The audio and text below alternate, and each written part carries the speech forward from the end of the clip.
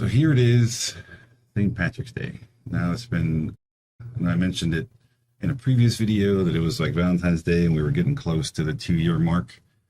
Well, it's now the 2-year mark. It's been 2 years since the lockdown and the coronavirus stuff, and it's still crazy. And I'm saying all this because in later semesters, I think it's going to be interesting for, hopefully for nostalgia purposes, not because it's still happening in later semesters, later years, but masks are still required at CSUN. Other places, like my daughter is at a school in CME, and the masks are all gone. No one's wearing masks anymore, at least 3 people are. LUSD still got masks. My son still has to wear them. Teachers there are still wearing them. It's just crazy. Everyone's approaching things very differently, and it's like sometimes you don't even know when we go out someplace. It's like you don't know what to expect. But in terms of MANOVA, we talked about a lot of stuff in the last video, up to a whole bunch of assumptions, and they're the typical assumptions that you would expect for a general linear model type analysis.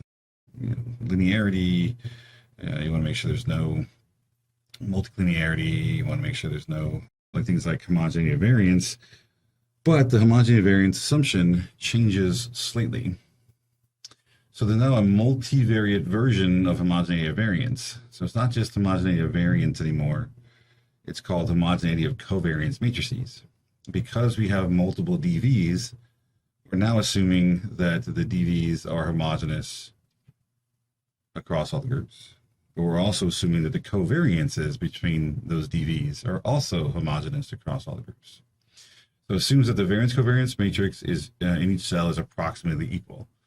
Now each cell we're talking about here is, if you think about a factorial ANOVA or MANOVA, each cell is now a group, right? So if you have a 2x2 ANOVA, you're making 4 different cells. Those 4 cells are now different groups of people that are hopefully randomly assigned, and they're getting a different condition, different combination of the IVs. Well, that's the same here. So we're assuming that in each of those cells of the design, we're assuming they've all been sampled from the same population. We're assuming all the sort of ANOVA type assumptions we made before. But because there's multiple DVs, we have to do it for not just the DVs, but how the DVs relate to each other. So it's the whole matrix we're now assuming is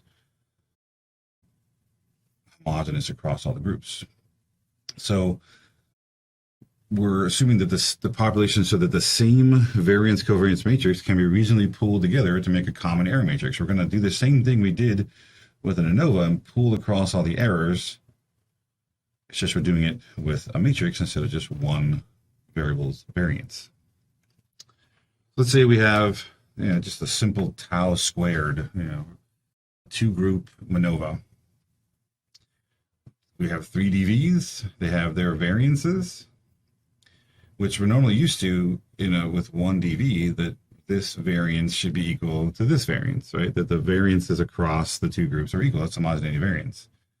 But now we have 1, 2, 3 variances. So I'm assuming that these 3 variances are equal to those 3 variances, right? The corresponding variances. And I'm also assuming that these covariances are the same as these covariances, that this, 2 with 1 covariance for this group is the same as this 2 with 1 covariance for this group. Okay? So it's actually a more complicated, complex, sort of multivariate assumption about how all these DVs relate to each other. All right. Even though it sounds, more complicated, more complex, and it is, it's oftentimes not any more difficult to meet this assumption than something like homogeneity variances. Okay? And we'll sort of see that as we get into lab stuff, that the test for this is not, not typically too bad to deal with.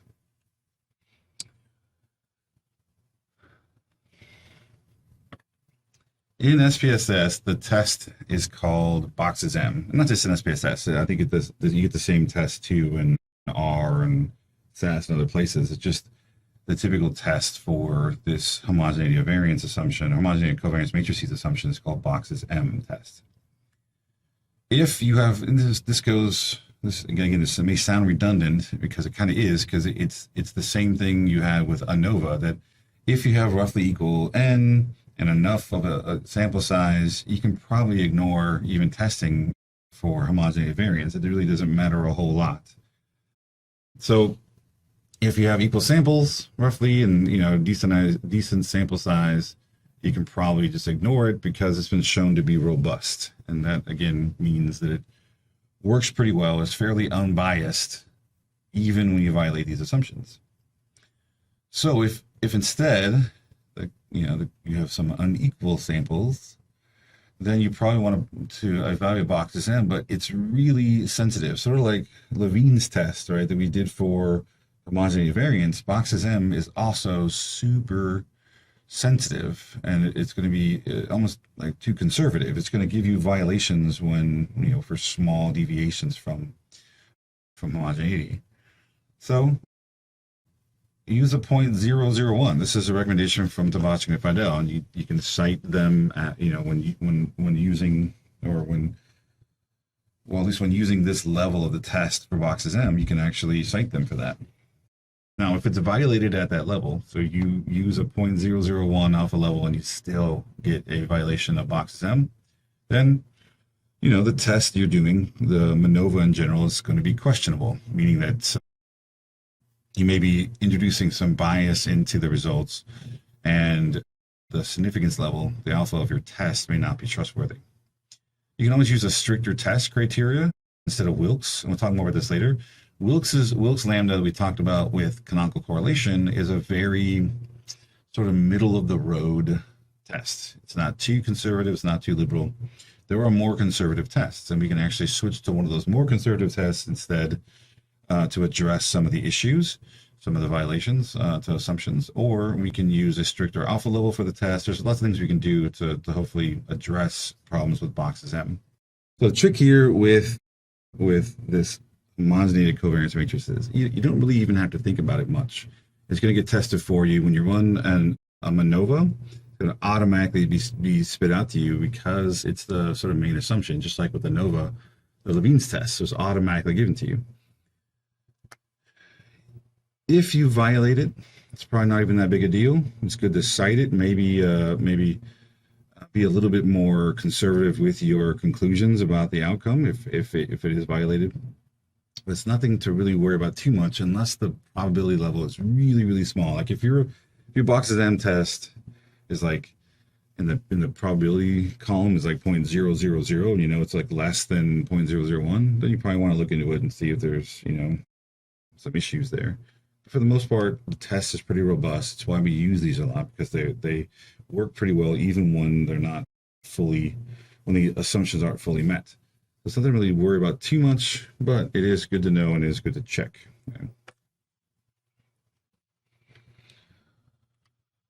All right, with another assumption that hopefully you talked about in 485 when learning about ANCOVA.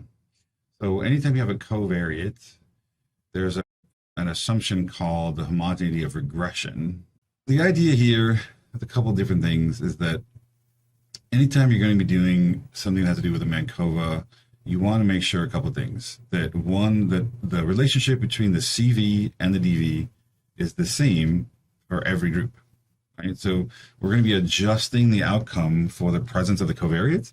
So we want to make sure that covariate relates to the DV the same for all groups. That's the homogeneity of regression part. We also, the CVs need to be reliable. I think I mentioned this before. It's a funny thing that we start talking about CVs. They need to be reliable. Realistically, the DVs also need to be reliable too. We're assuming that everything that you're measuring, all the variables, should be measured with a 0.8 reliability or more. As reliability gets worse, the ability to correlate or to relate or to get significant levels between groups and that kind of stuff actually starts to get worse. It's harder and harder and harder to find any differences between things or any relationships as the reliability goes down, because that means more and more of the variable is sort of garbage. It's error, it's messy, it's noisy. So we want to make sure that our CVs are reliable. We want to make sure that they relate to the DVs relatively the same across all the conditions. And when we start doing the step down, that Roy Bargman step down procedure that I keep alluding to and we haven't talked about necessarily yet, it also applies to the DVs there because we're going to be using them in, in serial. We're going to be using them as CVs as well for the next DV. So we want to make sure that they all are measured with a decent amount of reliability and that the relationship between them and the other DVs is roughly the same for all of the cells of your design. Okay. The equations are actually the exact same equations you've seen before. They're just the ANOVA equations. Everything's the same about them. We're going to talk about between groups and within groups and all the stuff that we're normally used to, even things like main effects, interactions, all the same language, everything's the same. It's just we're used to doing it with scalars, with individual scores. We're used to saying, like, I want to take the individual score minus the group mean to get the within groups variance, or the group mean minus the grand mean to get the between groups variance. We're doing the exact same thing.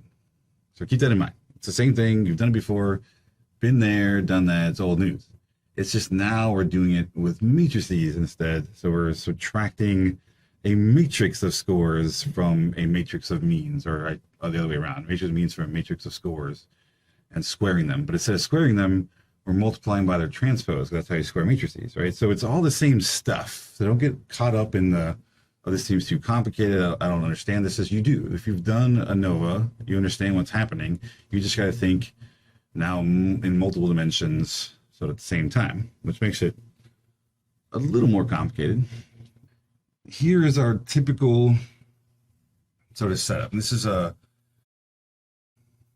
you can actually have a simpler setup than this. We just have one IV, but this, if you're doing like a factorial MANOVA, which if you're going to the effort to do MANOVA, you're probably testing a few IVs. I'm assuming you're probably doing some kind of factorial thing. That's like typical kind of MANOVA. This is be the bare bones. Two IVs, they each have 2 levels. This is a 2 by 2 MANOVA. What makes it a MANOVA is that every subject has 3 scores. Right? This is subject 1 in group 1. I'm sorry, this is subject 1. There's score for 1, and why are they the same?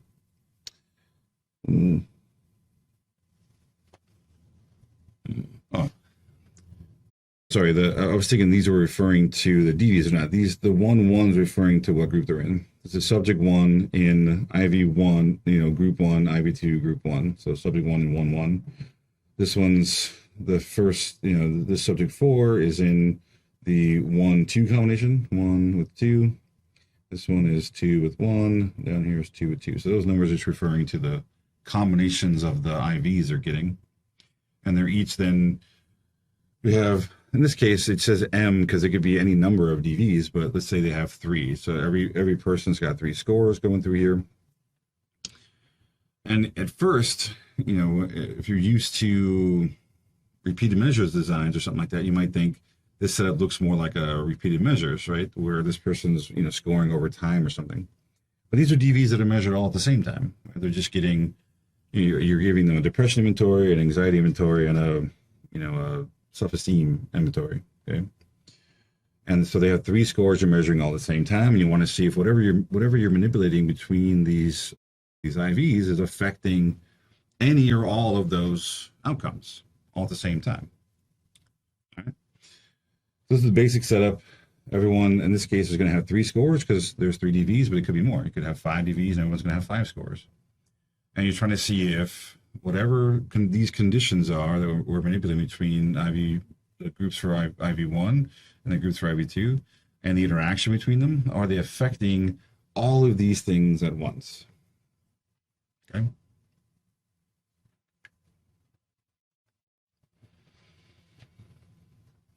So this is an example out of the textbook. And if you're, I think right about now, you might be noticing that this looks different than the slides that I sent you. I don't think I updated the slides. I did this the other day when I was making it for this. I updated a bunch of stuff. It's the same information. I just made it look a little nicer. So hopefully they're the same, but in case. And then I also I always forgot what these were. Every time I go to teach this slide, I'm like, I forgot what RAT stood for. And I couldn't remember what A and R are referring to. So I looked them up and had them on the slide because I always forgot. So it's the wide range achievement test. And A is for arithmetic, and R is for reading comprehension. And they're looking at, there's a treatment group and a control group. I don't remember what the treatment is. I'm sure it's some kind of intervention to try to help, academically help students. And then they had 3 different levels of learning disabilities: a mild learning disability, a moderate learning disability, and a severe learning disability. They have 2 DVs, and then the numbers in the parentheses are covariates. So there's a covariate score, which we're not going to use right now, but it's there. When we talk about MANCOVA, maybe we'll talk about those. But for the covariate, it's just their IQ.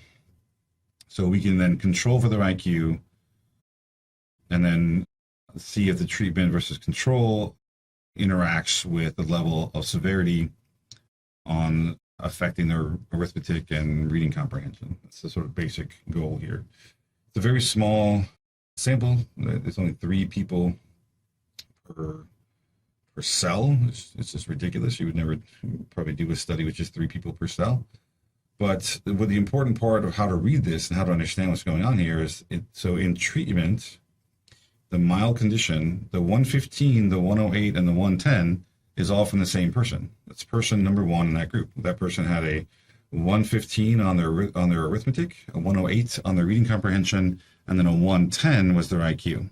So all 3 of the same people. When I go to the next one, this is now the moderate treatment group. The first person in that group got a 100 for the arithmetic, 105 for reading comprehension, 115 for IQ. That make sense? Maybe, sort of. And then it goes, you get down to here, this is the control group. In the mild condition, they got a 90, 92, and a 108. Over here in the severe condition for the control group, they got a 65, a 62, and then a 101. All right, so every person is providing 3 scores. We're only going to look at the 2 scores, the 2 DV scores at first, and ignore the covariate for now. But just know it's there, and we can actually talk about how to address that later. In general, so let's remember ANOVA for a second. Let's go back to the good old days of just plain old ANOVA, when life was simpler and you didn't deal with all this multivariate mumbo jumbo. So it's a multivariate generalization of ANOVA. So every part of an ANOVA has an analogous piece in MANOVA. So anything that you remember from an ANOVA, you're going to find it. Even things like eta squared and those kind of things, we're going to find multivariate equivalents of those. So in ANOVA, as we're predicting y, we would have a sum of squares total for y, and you'll see why I'm saying y here, because if we start talking about ANCOVA, well, then you also have these for x, which is the covariate. So, or z, or whatever other letter you want to use here. So we would do this multiple times if there was covariates, but for an ANOVA, we would have just oftentimes one, maybe in this case, it would just be one predictor, one outcome. So we'd have total, which is just the variability on y, how much variance there is total on y. We'd have how much of that is due to differences in groups. So this is where our x comes in, and we can see our groups different on y. And then we can also see, are the individuals in those groups different from each other, and in terms of the within group. And this is sort of an average within group. So it's not just one group. We're going to take the within groups variance across multiple groups and then average them out. All right. This is pretty simple.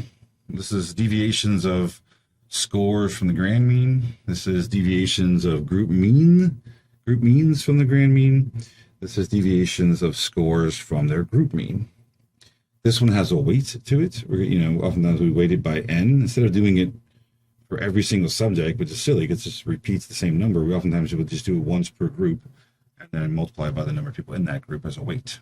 Right? So this is, if any of this sounds foreign or unfamiliar, you might want to go back and review some ANOVA stuff from 485. And I don't mean that as a joke or as a dig. I mean, seriously, if it's been a while and you haven't seen some ANOVA stuff and you're like, I don't remember what he's talking about, that doesn't sound familiar, or I'm using language that maybe the instructor you had isn't using, right? Because sometimes this may have been taught as sum of squares regression, sum of squares error, sum of squares total. This could be just sum of squares A, sum of squares S with an A, and sum of squares total. They all mean the same thing. They're all just different ways of expressing the same pieces. If you look through this on the same YouTube video or YouTube site I have these on, there's a course called, it's 142. It's like 142. It was at UCLA. It was in the summer. It was basically 485 US, but like a short version of it. So it was a quicker 6-week course on advanced ANOVA. So there's some ANOVA slides in there. I'd say go and review, and I can provide you with other stuff if you need it. If some of this stuff doesn't sound familiar, because before we go into talking about these matrix versions of these, it's good to review and remember what's going on with the univariate versions of these. So don't be afraid to go back and do some reviewing of those things. So this is what it looks like. We start to get these crazy looking equations. Hopefully they rendered correctly when I sort of pull them over. I think they look correct, I think. So I had to convert these from it was like this one equation editor to another, basically, and sometimes they don't come out quite right, but I think they do. I think I checked them. So if you see anything that's wrong, whatever, let me know, and I can fix it before we go on. Recording the rest of this stuff. So just sort of quickly go through this. The total is, the way you read this, and why there's two sums, because we're summing over. Okay, so we back up. This is where you'd have like the design would be something like straightforward, where you just have multiple groups. It's just A. There's just one IV. This is basically like A1, A2, A3, A4. Right? This could be like, I don't know. Treatment could be like individual therapy, could be group therapy, medication, and control, right? Just 4 groups measuring one outcome. Maybe it's depression or something, right? So this is just straightforward one-way ANOVA design. Each group could have something in it. Let's say they each have like 10 people in there for a total of 40 people, and N would be 10, right? Hopefully this sort of looks familiar, sounds familiar. Here, so let me back up. So the outcome would be Y, right? So we'd have like a grand mean for Y. Each of these would have its own mean, like a mean for group 1, a mean for group 2, a mean for group 3, a mean for group 4, right? So this is what we're oftentimes trying to look at, is the differences between the means. And then the grand mean is just, if I ignored all the groups, this would be the mean of all 40 people. You with me so far? That being said, these equations, like this sum of, so the reason why there's double sums is because we're summing over I for individuals. So let's make that clear to you. So I equals individuals, right? J is referring to the group number, and there's oftentimes people get confused because I thought we were talking about A, but if you think about it as A sub J, where each A has a J subscript, J then is referring to the group number. Okay, so we're talking about A1, A2, A3, A4. It also refers to often the number of groups. So if I just use J, like I times J would be like the number of, or like N times J, with the number of people in a group times the number of groups equals big N. Little n is 10, J is 4 in this case, so 10 times 4 would be 40, which is big N. That's why there's a double sum, because we're summing over the individuals and the groups.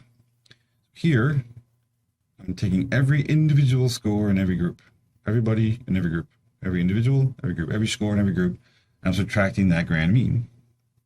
That's why this is the total variability. It's just everybody. If I think about it like this, here's everybody.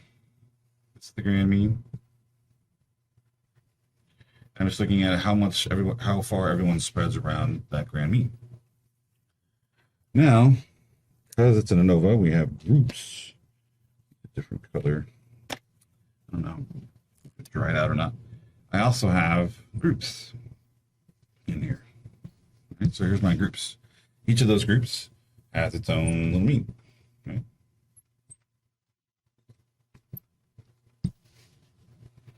Looking so far? That's clear. Oh. Can you see that marker okay? Yeah. All right. Kind of. See the blue better? Yeah, blue's better. Okay. Y1, Y2, Y3. Better? Hopefully. This one's squeakier though. we have these three groups, and if we ignore the groups, we get the total. But here, so notice here we're only summing over the groups. That's because we're already averaging over the individuals. So if I'm looking at just y1, y2, y3, those three means, I've already averaged over the individuals, so individuals don't come into play here. So I'm doing this once per group. So I'm taking the mean of group 1, subtracting the grand mean, the mean of group 2, subtracting the grand mean of group 3, subtracting the grand mean, you get the idea. Now the problem is we need to weight that by n because we're trying to get what every individual person's contribution to the between groups is, which is confusing, but it's because what we really want, let me get sidetracked too far here, is I'm trying to figure out everyone's contribution to the total, which means the distance of this,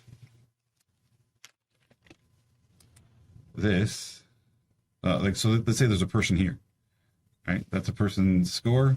I want their distance all the way to the grand mean. I want this total distance. But I can break that up into the distance between them and their group, and then their group and the total. So I'm taking everyone's contribution to the overall variability, but I'm trying to break it down into the part that's due to their group and the part that's due to just random error. So this is the distance from everybody to the grand mean.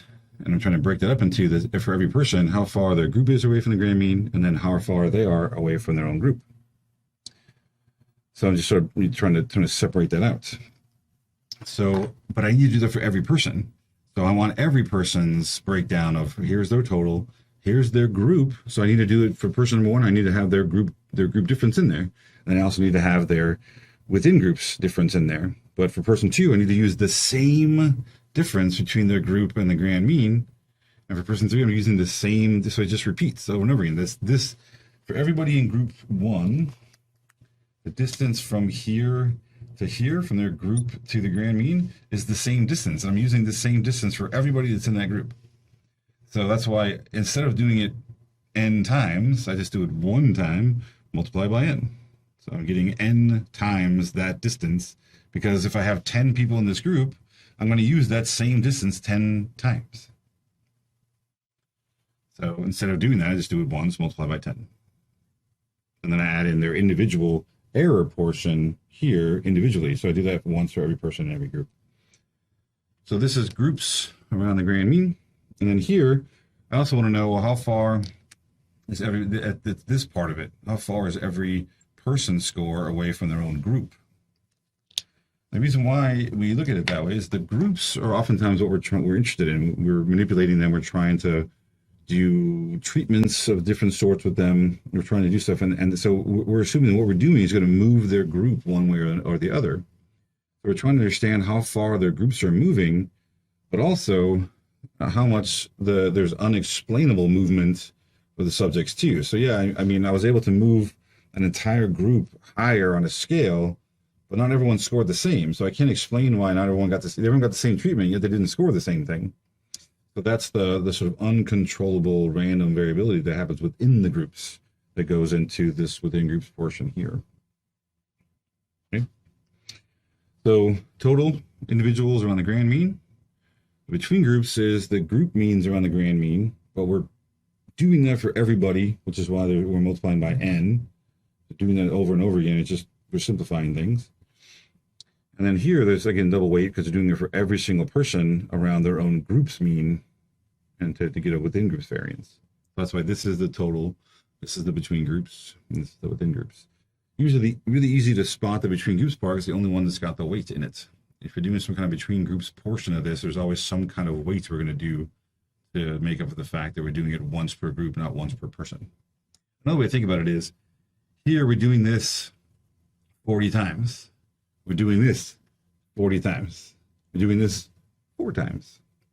I can't really compare a thing I'm doing compiling over 4 numbers to things I'm doing with 40 and 40 numbers. I have to sort of equalize them somewhat. So if we'll multiply by 10, this is now at the same level as the other ones where I've taken 40 different deviations and squared them, which is another reason why you can think why there's a weight there. Okay. You got any questions while I'm erasing?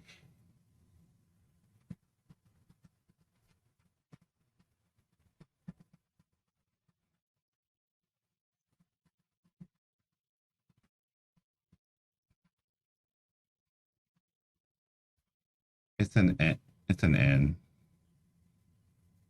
I had written I think, at first, and then I realized, well, we wouldn't multiply an individual by J. It'd be the number of individuals. It's an N.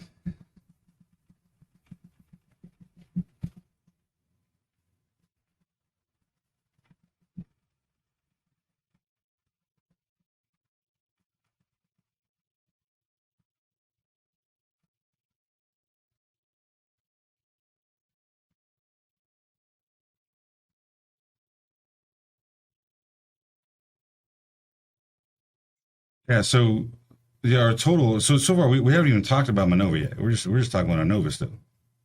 So this is just individual. This is just one DV. We got scores on that one DV minus the mean on that one DV squared. That's the total. You do that for everybody. Add it up. Same thing with the groups. Same thing with the individuals. We're just still talking about ANOVA. We haven't got the MANOVA yet. Okay. This is why I'm slowly talking about this first before we jump into the next part. There might be a little overload if I just jump straight into the next portion, which is this.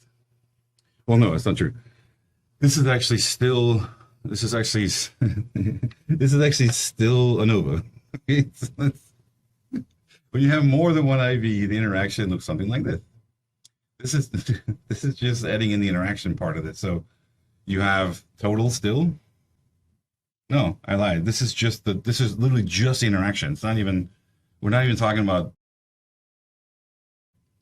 this is just the between groups part. This is not even including error or total. So normally, back up. Between groups, we think about it's every group mean around the grand mean. It assumes that there's just one way in which groups are grouped. There's just one dimension in which they are grouped.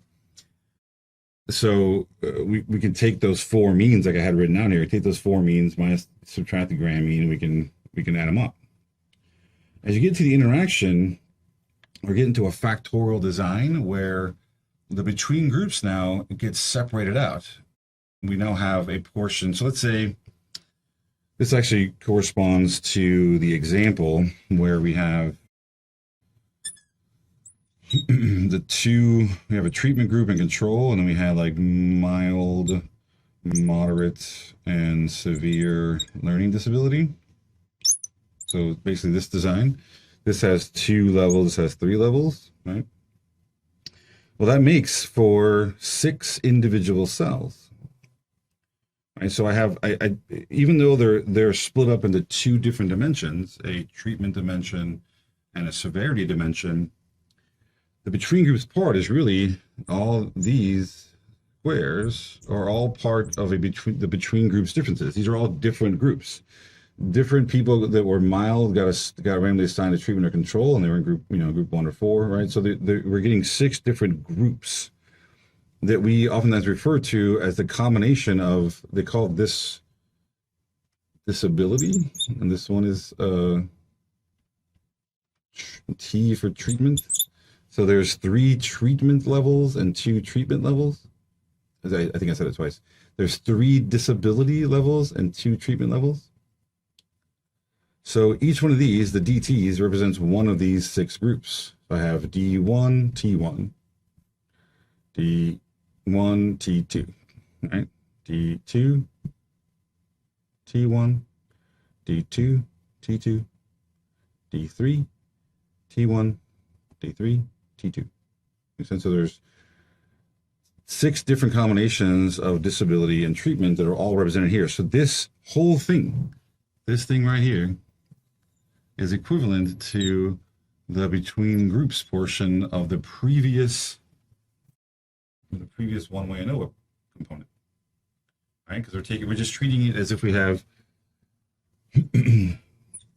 just 6 different groups of one dimension. Like we're just doing a one-way ANOVA on all 6 groups, ignoring how those groups are made together. That's really what this is doing. Every individual cell around the grand mean gives us a between groups component. But I want to be able to break that down not as just between groups. I want to get an effect for disability, I want to get effect for treatment, and I want to get an interaction between the disability and treatment. So here I can make, you know, a mean for treatment, a mean for control, right?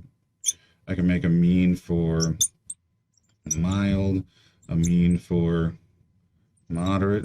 What are these means called? I remember. These means out on the side here. They have a name and it's kind of goofy when you think about it. When I have a data set and I start writing out means like this in the margins, they're literally called marginal means. These are the marginal means. Marginal means. They're used to test like main effects. So like when we get to here, you know, looking at the disability, I have, even though it's a little confusing, this is really the mean of this. And the mean of this. I was trying to do too many things at once. These are all means, the means of all these things. Individual scores. Right? Everything's a mean that we're subtracting. Okay? This is all between groups. So we're not talking about any individual scores. Everything's already been averaged. So I have the mean of each disability group. It's going to be the mild, moderate, severe. So I have 3 means there minus a grand mean to get a sum of squares for disability. I also have the means of all the treatments, which is treatment and control. I have those 2 means minus the grand mean. Okay. And then we also want to get the interaction. So the interaction is basically what variability is there sort of affecting individual scores that isn't due to just disability or just treatment alone. So we need to identify if there's any leftover variability. Well, how do we do that? Well, we look at the between groups component. It's between groups here. And if I subtract out the effect for disability, subtract out the effect for treatment, anything left then is the interaction. It's variability that disability and treatment can't explain. Oh, what if I subtract those out and everything in the brackets here is 0?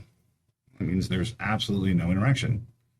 Right? It means that everything is due to just disability and treatment separately. But if I take the sum of squares between groups, the differences between the cell means, and I subtract out the effect for disability and the effect for treatment, and there's something left over, I can then test that for significance and see if there's a significant interaction between disability and treatment. Now, I know you're looking at this and everything you remember from like middle school, high school algebra is driving you insane because you want to cross stuff off.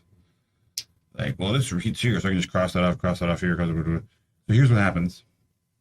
In this interaction, or in this cell, when I'm looking at the 6 cells, right, as well as a one-way ANOVA, those 6 cells contain, like, if I draw a line here, this is treatment versus control. So when I compare those 6 cells, treatment versus control exists in that between cells sort of comparison. If I instead draw the lines, if I look at 1 and 4 and 2 and 5 and 3 and 6, the comparisons between, the mild, moderate, and severe, these means also are in here too. They're built into that individual cell difference. So even though it looks like everything's doubled up, within this thing exists one of these and one of these already. So to get the interaction alone, I need to subtract those out of this so I can get the remaining variance sort of isolated and see if there's anything going on in terms of interaction. And that's why I have it like in brackets, because you think of this as just one solid component. This is there twice. It's in the overall, but it's also here again. It includes these things already again, which is why we're subtracting them back out again. We don't want to cross them out because then we're now leaving this alone and they're having it all in there. So it's just a way of getting at that all an interaction is that I have main effects, but the main effects don't completely explain all the variability. So whatever's left means that they're somehow working together. They're interacting to affect scores in a way that either one of them can't alone. That's where the interaction comes in. Okay.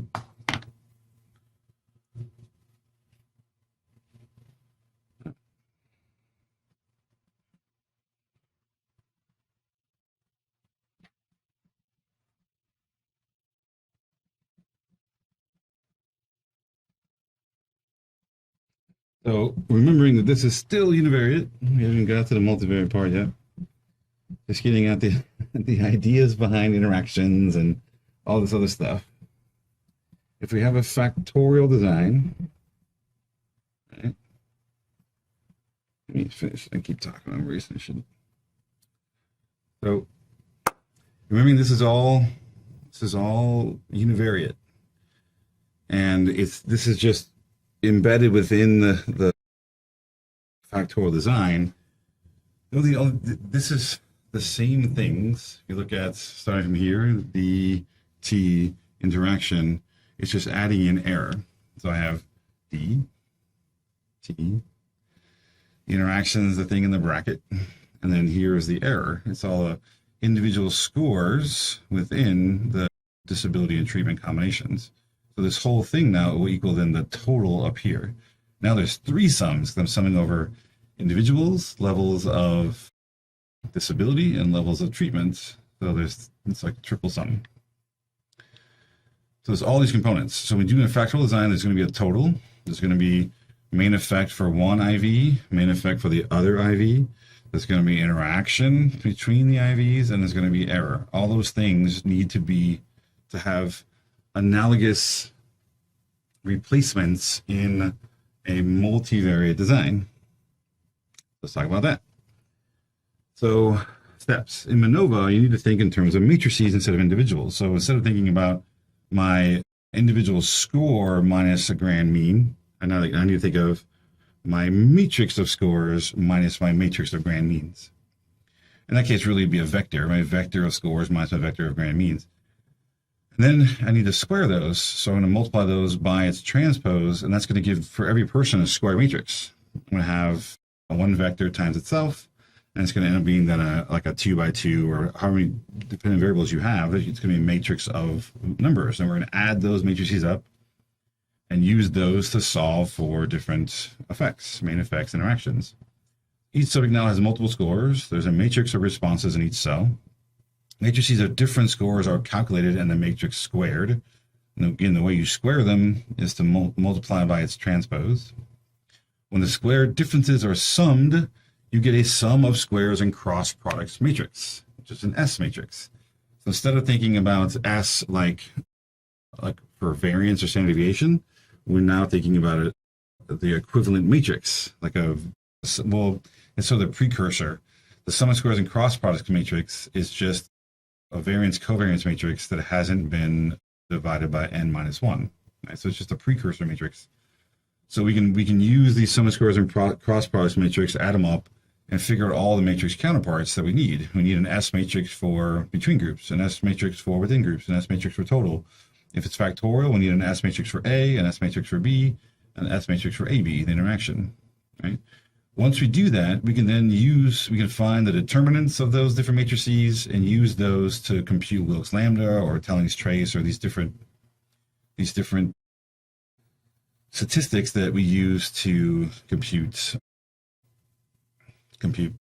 the F tests, the multivariate F tests. And those are going to look very similar to the canonical correlations, like the Rouse approximate, F, those things. If you're doing MANCOVA, then you have an additional, so all the S matrices that we compute are adjusted for by the covariates, the presence of those covariates. So it gets more complicated as you add in covariates in there, obviously. All right, let's look at some of this stuff. Let's go back. Here's our data again. All right, so this person has a vector of scores. So again, forget the CV for a second. This person has a vector of 2 scores for the DVs. This person has 2 scores. Everyone's got a vector of scores. I can also compute the mean for this DV for mild, the mean of this DV for mild. I can compute the mean of this DV for this cell, this DV for this cell. I can compute a lot of different means for each one of those. I can think about if you take the 3 subjects in the treatment mild disability cell, this is person number 1, 150, 108. Person number 2 is 98, 105. Person number 3 is 107, 98. Go back. 115, 108, 198, 105, 107, 98. Those are those 3 people. So I'm just expressing them as 3 vectors as opposed to part of the one matrix. With me so far? I can also compute means for, say, disability. So if I go back to, so this is D1. So if I look at, for disability 1 is mild, I can compute the means for these two variables and have two means here. For the same two variables in this condition, I have two means there. For this condition, I have two means there. That makes sense. I can actually compute means for both DVs in each one of these conditions, mild, moderate, severe. Right? So I have individual scores, and I have the means of each of those conditions. I can also compute means for the treatments. This is now the treatment group, has a mean of 99 for A, 96.33 for R, for reading. This is T2 is the control group. They have 78.33 for arithmetic and 78.11 for reading. I think the thing that shows my age somewhat. We always talk about the three R's: reading, writing, and arithmetic. So the term arithmetic is I keep confusing with R and A. It's messing with my brain. But that was always a goofy saying back in the day: reading, writing, and arithmetic. The three R's of education. Anyway, doesn't matter. I don't know why that just came to my brain. Whatever. I can also compute a grand mean. I can say this is the grand mean for the arithmetic variable. This is the grand mean for the reading variable. This cuts across all the disability levels. It cuts across the two treatment groups, just computing grand means for each variable separately. One for rat A, one for rat R. So if I have all those pieces, you can kind of see where this is going. If I have individual scores, I have means for the groups. I have means for the treatment groups. So this is for the disabilities, this is for the treatment groups. I have grand means. I can start to apply the same logic, the same approach I did with ANOVA. I'm just doing it two scores at a time instead of just one score at a time. So for instance, if I want to take person 1, so person 111, go back to who that might be. The first person in the treatment group and the mild severities. This is person 111, person 1 in the 1-1 combination. I can take and subtract from their scores the grand mean of both of those variables to get deviations of that person's two scores around the grand mean of the two DVs. So I can take their two scores, subtract the two means, and get two scores that are the deviations. This is that person's deviations around the two variable means at the same time. Okay, with me so far? So far, it sounds pretty easy, right? All we're doing before, when we had one DV, we would have just said 115 minus 89.11 is 25.89. We would have went to the second person. We would have just kept adding up, and we would have then the sum of squares total. But we're doing it now for the two scores minus the two means for the DVs at the same time, creating a vector of deviances, a vector of deviations around those means. So now that once I have the deviations, I can simply square them by multiplying it by its transpose. So here are the two deviations multiplied by its transpose. This is a 2 by 1 times a 1 by 2, which gives me a 2 by 2. So this is just person number 1. This is their sum of squares and cross products for person number 1. The diagonal of the sum of squares. The off diagonal is the sum of cross products. So if I were to do this and start to divide by n minus 1, that would turn these into variances and this into a covariance. So this is just a precursor to a variance covariance matrix. It's the sum of squares and cross products. I can start to do that for every analogous components of the matrix. Let's go through this very slowly. This is individual scores, for each of the combinations of disability and treatment. But again, so these are all capitals. It's sort of hard to tell because there were capitals before. I realize there's a little left to be desired. But in this sense, on this page, as opposed to the page before, these are all matrices, these are all vectors, not individual scores. So this is the each person's y vector of scores minus the vector of grand means times its transpose. So instead of having squares at the end, I'm taking each matrix minus its corresponding matrix times its transpose. And then we're doing that for every single person in every single group. So I'm going to take and create one of these sum of squares and cross products matrix for every single person. I'm going to add them up. Because this is for extracting the grand mean, this is for the total.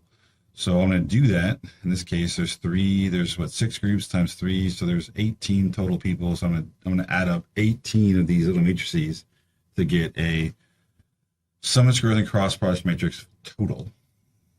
I'm going to add an S total matrix, which is what this is going to be. I can do the same thing. I can take the means for the mild disability group minus the grand mean times its transpose. The means for the moderate disability group minus the grand mean times its transpose. Plus the mean of severe disability group the means of the severity group minus the grand means times its transpose. I'm going to add those all up, and I'm going to multiply by the number of people in each of those conditions. In this case, it'd be 6, because there are 6 people. Back to our data set. There are 6 people in the mild condition, 6 people in moderate, 6 people in severe, because for now we're ignoring the treatment versus control. All right, so we're going to do that. In this case, we're going to do it 3 times. And multiply by 6. For treatment, I'm going to take the 2 DV means for the treatment group minus the 2 grand means times its transpose. I'm going to add to that the 2 control means minus the grand means times its transpose. And because in the data set there are 1, 2, 3, 4, 5, 6, 7, 8, 9 people in treatment and 9 people in control. There we're going to multiply that n, we're going to multiply here, it's going to be 9. 9 times the sum of all those things. So I'm going to get a different matrix for every condition and multiply by 9 at the end to get a S matrix for the treatment condition. Down here in the brackets is the interaction. So it starts here and goes all the way to there. There was no way to make it fit on the screen all the way across because it's too big. But so here I have, these are the cell means minus the grand means. So that I'm going to do 6 times. Let's go back.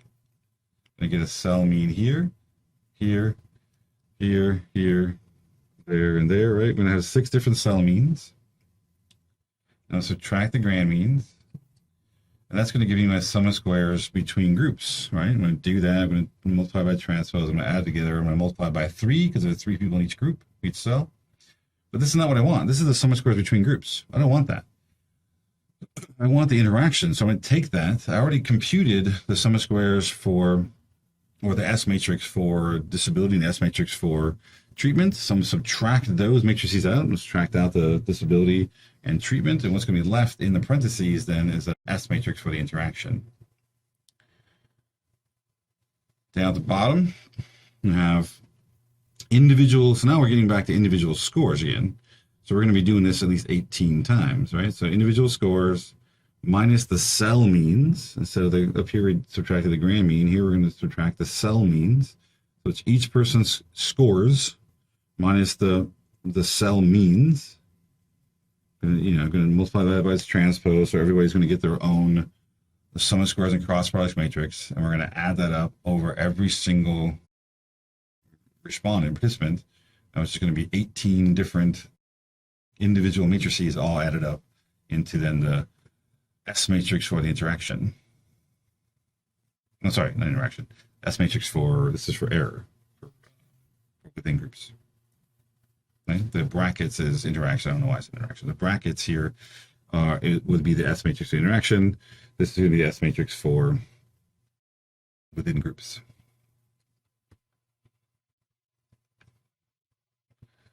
So the good news is that I want you to understand how this works. Do I want you to do this by hand? No.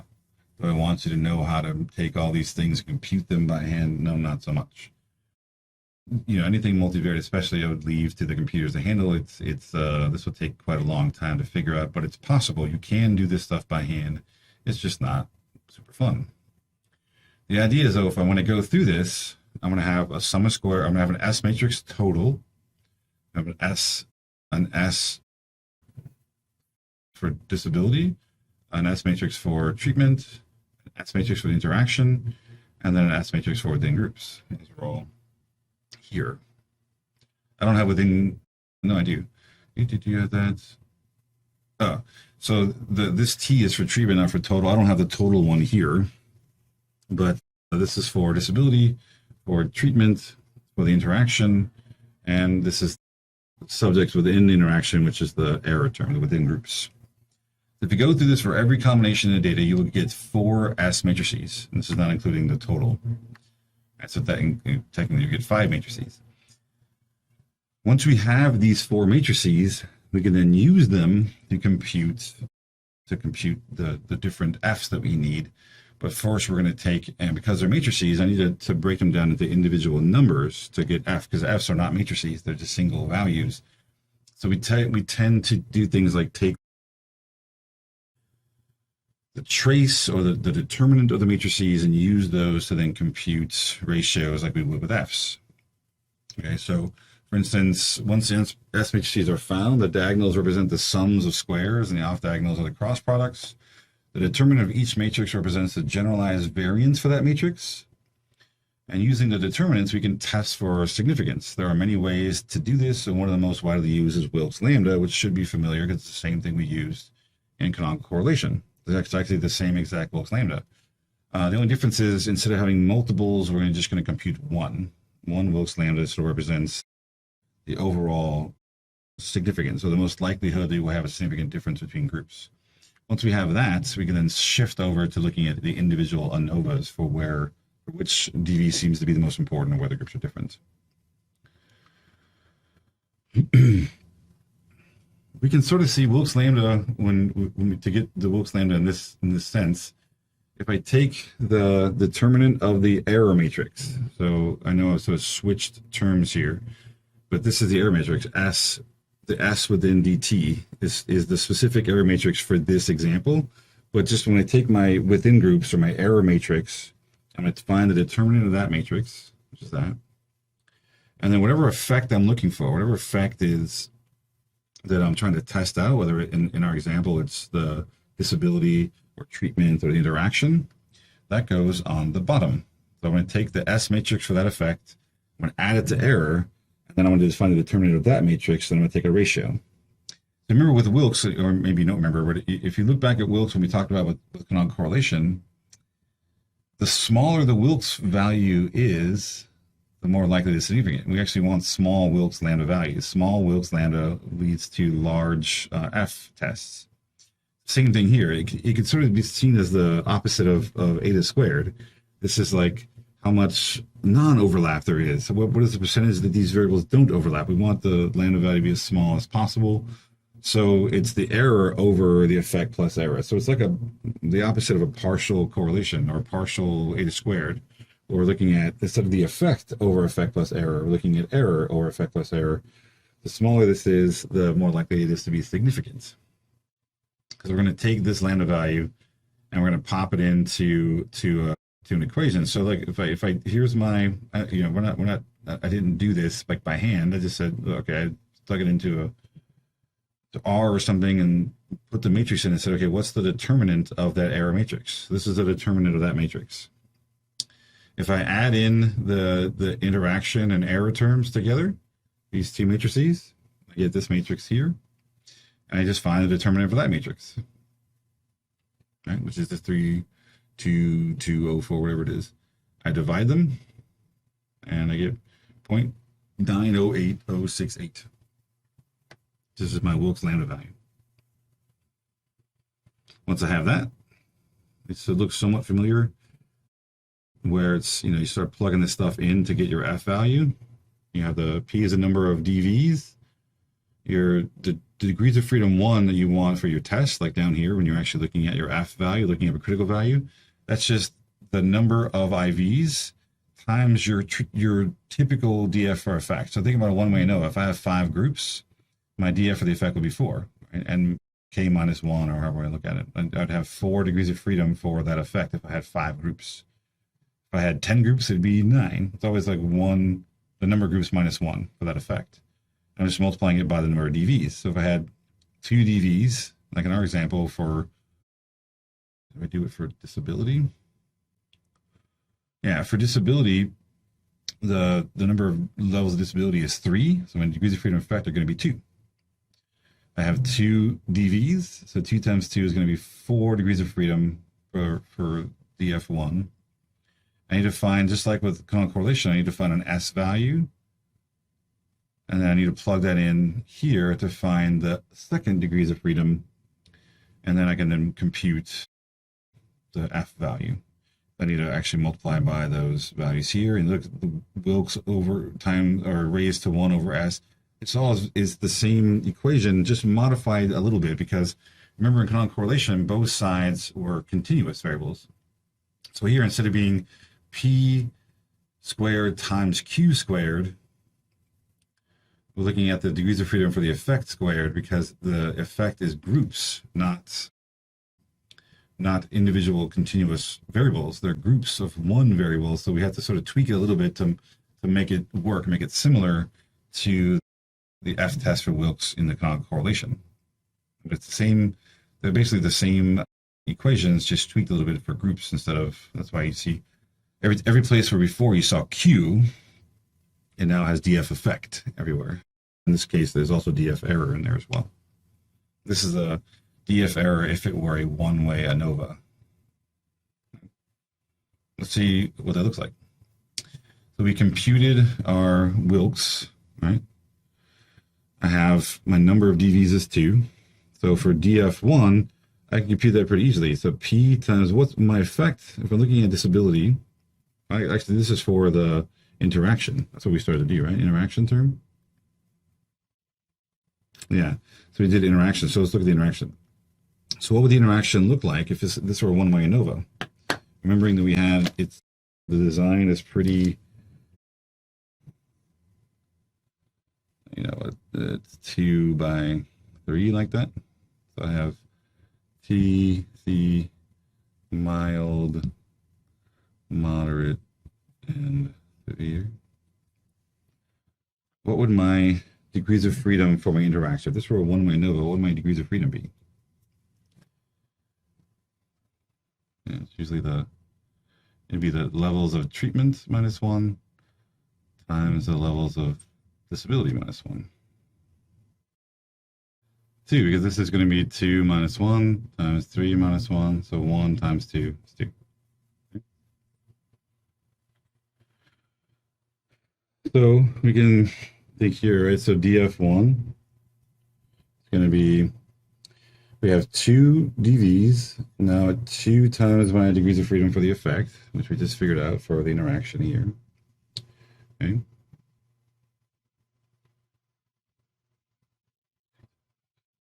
What do I have here? This said, looking at this, for some reason I wrote this out as error. Forget this. This is just T times, yeah, this is not right. I wrote out the wrong thing for that. It's really this, just T minus 1 times D minus 1. There's no N involved. That would be if it was for the error term, not for the interaction. So DF error, we need that. We'll come back, but that's going to be that. So, all right, so we got that. So S is the square root of P squared. So what's P again? 2 squared times DF effect, we said is also 2 squared, minus 4 over 2 plus 2 minus 5. So that's 2 squared, that's 4 times 4 is 16, minus 4 is 12. 2 plus 2 is 4 minus 5. Wait, that's this, right? 4 minus 5, that's negative 1. 4 times 4, 16 minus 4 is 12. 12 divided by negative 1 is negative 1, right? No, negative 12, I mean, sorry. So, something ain't working right. What am I doing wrong? Because we can't take the square root of negative 12. Pretty sure it's like imaginary or something. Where did I screw it?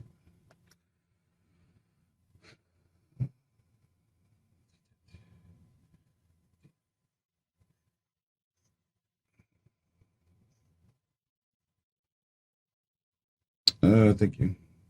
See? Well, it takes just somebody else's eyes looking at this thing besides me. All right, 12.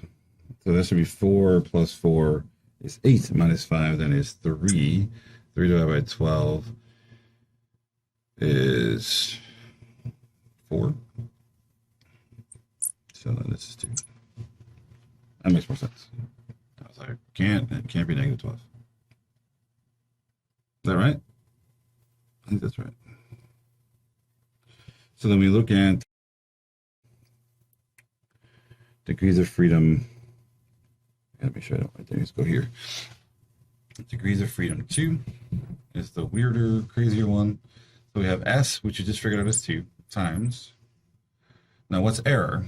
Error in this, again, if you think about it as a one-way ANOVA, these have 3 in it, so it's, we have 3, they're all 3 in there, so it's a total of 18 participants, I think, right? 3 times 6, 18. And we need to subtract out the number of the number of cells. So it's 18 minus 6. So I'm pretty sure, if I'm doing this right, doing this off the top, this is 12. And because it should be the number of, should be D times T times little n, right, for big N, minus the number of cells, which is D and T. And minus D times T. That should be 18 minus 6 should be 12. Correct me if I'm wrong before I go too far. 12 minus P is 2 minus DF effect is 2 plus 1 over 2, and then minus, again, 2 times 2 minus 2 over 2.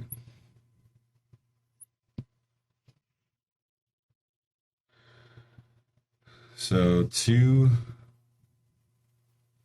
minus 2 is 0 plus 1, so this ends up being 0.5, so 12 minus 0.5 times 2 minus 2 times 2 is 4, minus 2 is 2, over 2 is 1, I think. This ends up being 11.5, 2 times 11.5 is going to be 23. Right, 23 minus 1 equals 22. So our DF2 is 22, if I'm doing this correctly. So we can then find F. So F with 1 and 22, 2 and 22 degrees of freedom. Nope, 4. Yeah.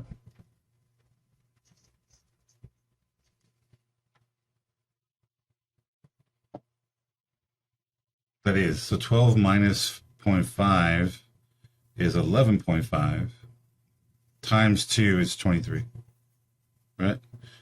And DF1, I didn't write it. I should have. It's 4, right? This should be 4 and 22, I think. Equals, we got 1 minus, now our lambda is 0.908068. That's raised to 1/2, 1/2, because S is 2. And the same thing on the bottom. It's just the 0.908068 raised to 1/2. Then we got to multiply by 22 and divide by 4.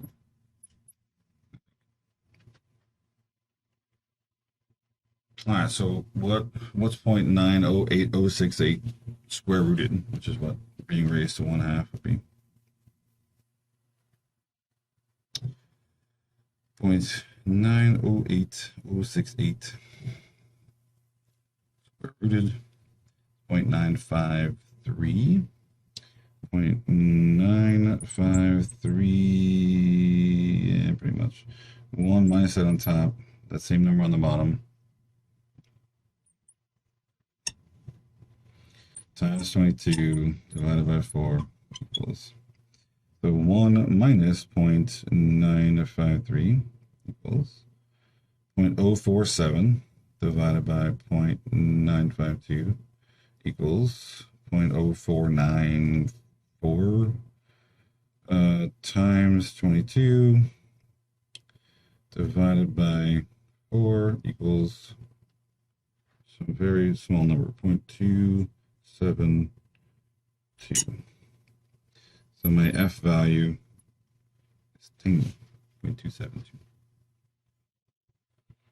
So is it an interaction? I mean, I don't know what the critical value for an F with 4 and 22 degrees of freedom are, but 0.272, I'm not going to cut it, whatever it is, not even above 1. Now, we should probably check this up against, do I have like output somewhere I can check? I usually do. Yay!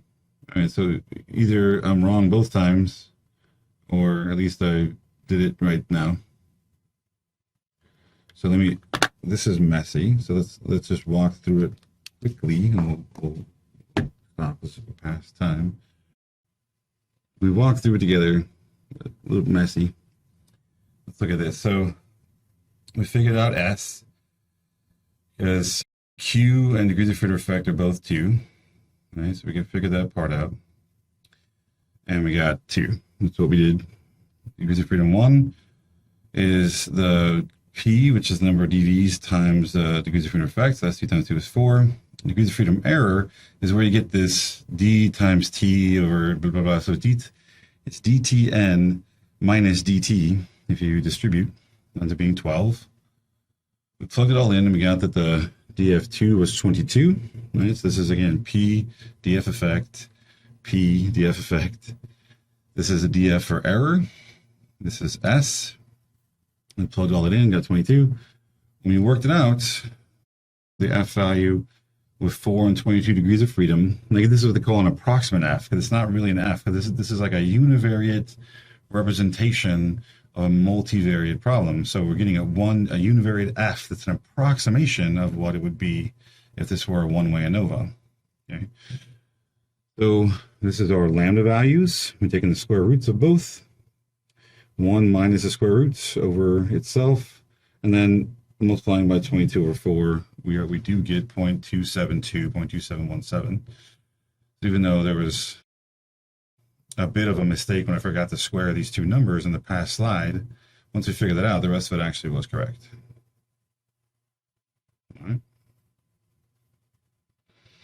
So next time, we will talk a little bit more about this and sort of how we can actually compute eta squared with it, and some other things about it. Some other things like the other kinds of tests that are used, like Hotellings and lies and all these other tests that make slightly different assumptions about the significance testing.